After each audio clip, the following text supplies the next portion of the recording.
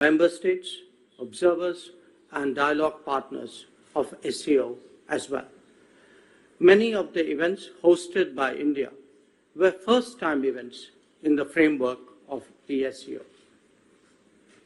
Excellencies, it is gratifying to note that the further deepening of the bonds of friendship and cooperation in SCO and events like the SCO Millet Food Festival, Film Festival, Cultural Showcase at Surajkund Mela, the SCO Tourism Mart, Conference on Shared Buddhist Heritage were all successfully hosted by India.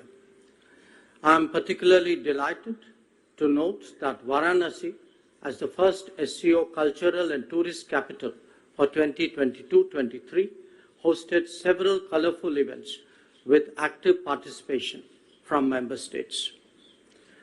As SCO chair, we have initiated an unprecedented engagement with SCO observers and dialogue partners by inviting them to participate in more than 14 socio-cultural events. Dear colleagues, as a result of the COVID-19 pandemic and geopolitical upheavals, the world is today facing a multitude of challenges. These events have disrupted global supply chains, leading to serious impact on the supply of energy, food, and fertilizers, and cascading effects on developing nations. These crises have also exposed a credibility and trust deficit in the ability of global institutions to manage challenges in a timely and efficient manner. These challenges, however, are also an opportunity for member states of the SCO to collaborate and address them collectively. With more than 40% of the world's population within the SCO, our collective decisions will surely have a global impact.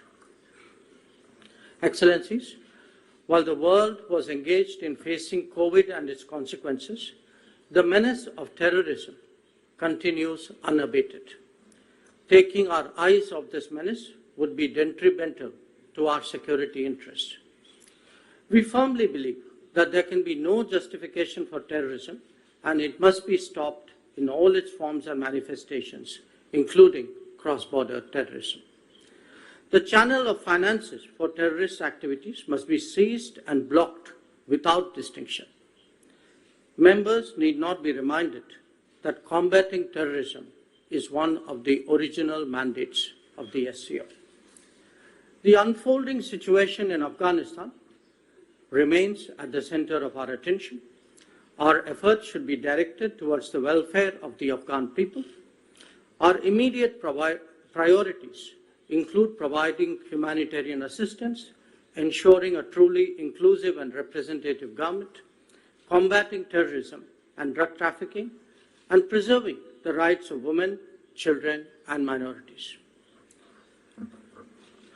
India has always stood for multilateral approaches to addressing global challenges and has always been a willing partner in sharing our expertise and experience. In this regard, India's own achievement in the field of startups and innovation is a remarkable journey. Today, there are more than 70,000 startups in India, of which more than 100 are unicorns. We stand ready to share our experience with member states. Colleagues, in this context, I would like to express my gratitude to all of you for supporting India's proposal of creation of 2 new working groups on startups and innovation and on traditional medicines last year. I'm happy to note that the regulations to operationalize these working groups have been approved by member states.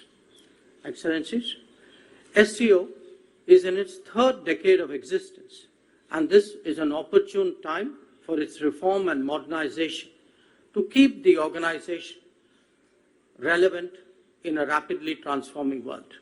I'm pleased to note that the discussions on the issues of reform and modernization of the organization have already commenced. I assure you that India will extend its constructive and active support for this process. I also seek the support of member states for the long-standing demand of India to make English as the third official language of the organization. This will enable a deeper engagement with English-speaking member states of the SCO and will take the work of this organization to a wider global audience. I'm happy to note that the progress on ongoing process for the admission of Iran and Belarus as full members of the SCO. I thank the Secretariat for their efforts in that direction. Similarly, I'm delighted that 4 new dialogue partners will sign the MOU for their association with SCO today in Goa. We welcome our new dialogue partners and hope to intensify engagement with them in the SCO format. Excellencies, India has proposed a New Delhi declaration as an SCO summit declaration and 4 other thematic joint statements on cooperation in de-radicalization strategies, promotion of millets, sustainable lifestyles to address climate change, and digital transformation. I seek your support in timely finalization of these documents for approval by our leaders at the SCO summit. I'm confident